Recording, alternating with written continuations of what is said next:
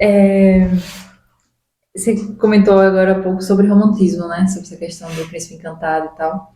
E aí eu queria trazer um pouco mais para o relacionamento de casados. Eu queria imaginar, por exemplo, um casal que está casado há um certo tempo. E aí esse romantismo, ele começa a passar e aí entra em ação a rotina. E aí, aquele casal que tinha toda aquela questão de demonstração de pública, aquelas mensagens, aquele carro de som na porta, flores, aquilo vai passando, vamos dizer que aquela pessoa casou, ela já entendeu amor, ela já consegue abdicar aquilo, mas ela começa a entrar na rotina. A rotina não é necessariamente uma coisa ruim, ela é normal, ela acontece, e quando ela acontece, o romantismo acaba, como é que funciona essa dinâmica entre os dois? Ó, em primeiro lugar, a relação com a rotina tem a ver com traços de personalidade. Tá? Tem pessoas que sentem prazer em ter rotina. Tá? Tem pessoas que têm terror à aventura e à insegurança. Para elas é estressante não saber como estarão os seus sentimentos amanhã. Sabe? Essa gangorra de emoções que alguns têm, né, de sentimentos que alguns têm, para algumas pessoas isso é infernal.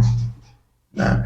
Elas querem a segurança de que tudo estará bem. Tá? Para outras pessoas, a rotina ela é prejudicial. Ela cansa, ela chateia. Algumas pessoas gostam de viver sempre coisas novas, de ter sempre novos desafios. Isso são traços de personalidade. Tá? Personalidade são características não adoecidas de um indivíduo. Não tem certo e errado em personalidade e o indivíduo não está doente por gostar de rotina ou por gostar de aventura. Tá? Então, em primeiro lugar, nem sempre a rotina vai jogar contra.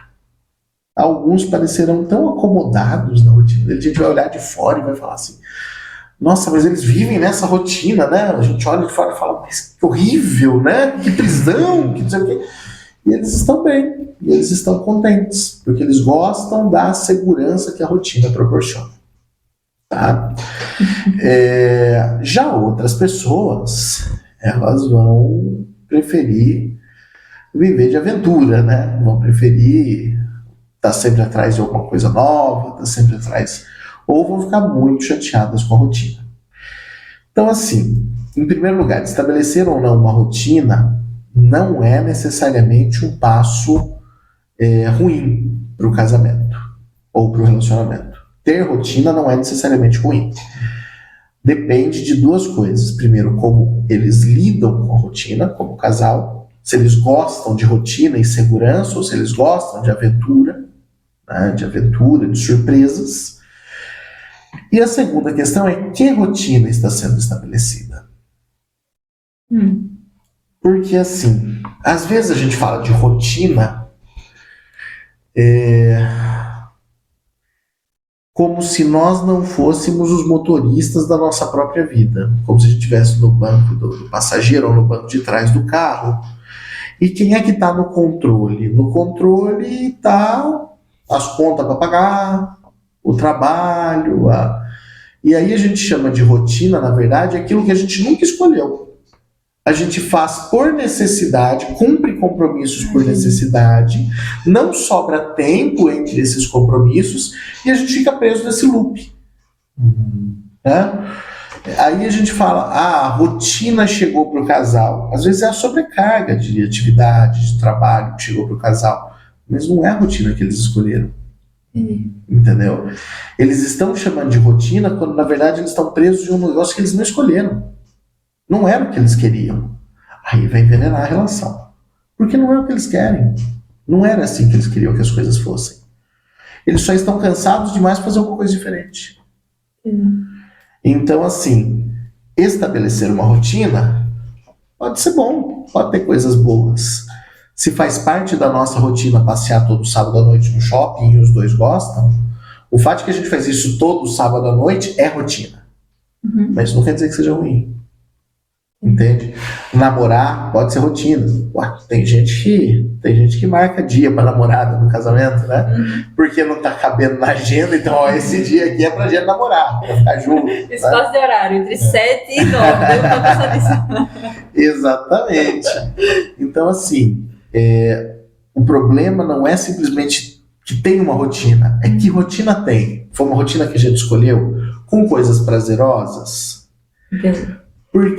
Porque assim, eu percebo que às vezes a gente entende muito rápido que a gente tem que dar duro no trabalho. A gente tem que dar duro no trabalho, tem que levar as coisas a sério, tem que fazer. A gente aprende rápido a cumprir os compromissos enfadonhos, chatos da vida. Mas a gente não trata o nosso lazer, a nossa diversão, o nosso prazer como obrigação. A gente deixa eles para lá como se o que fosse obrigatório fosse só pagar a conta, né? Pagar a conta, cumprir horário de trabalho e manter casa em ordem. Não. Para você continuar saudável também é obrigatório o tempo de lazer. Tem que ser obrigatório. Entendeu? Então... Foi pra mim agora, hein? Olha, eu vou te falar que Tem que se ver sem muitos maridos não ligariam se a pia ficasse mais cheia de louça em casa, mas eles saíssem passear no domingo. Entende? Acho que o certo, na verdade, era eles ajudarem a pia a diminuir, né? Tomar parte nas coisas para que os dois tenham tempo livre. Isso é o melhor. Mas o que eu estou falando é o seguinte: às vezes a gente se obriga a fazer algumas coisas, a dar conta de algumas coisas que a gente acha que é nosso papel de marido, nosso papel de esposa. A gente pensa que tem algumas obrigações. E como a gente não conversou sobre o contrato, a gente não sabe o que é o mais importante para o outro. Então, na nossa cabeça, a gente precisa dar aquela arrumada na casa no fim de semana. Enquanto talvez o outro preferisse que a casa ficasse bagunçada e a gente fizesse outra coisa. Tem que saber definir as prioridades, né? Sim, e distribuir tarefa. Acho que essa parte prática, né? Já que a gente falou de comunicação, isso é uma outra coisa que pega muito, né? A gente fala, pô, vamos lá, deixa a casa para limpar depois, mas por que um vai deixar a casa para ele limpar depois? Né? Por que os dois não podem curtir juntos agora e se sacrificar um pouco depois, juntos também? Entende? Então, só que tudo isso tem que ser conversado. Tudo isso tem que ser conversado. Então a gente já volta pro começo da conversa, que é a comunicação. E eu lembro bem que quando a gente se conheceu, né, foi uma coisa que mudou muito no nosso relacionamento, foi o fato da gente fazer essa divisão de tarefas. Lembra? Sim. Eu tinha uma noção que... Compartilhar agora aqui algumas coisas. Eu tinha essa noção, né? Acho que muitas mulheres têm também, de que o homem não está fazendo tanto quanto ele deveria. E quando você coloca isso, destrincha isso, assim, atividades, eu comecei a perceber que, na verdade, ele fazia muito mais, até mais que eu, em alguns momentos. Eu falei, putz, como assim, né, Leandro?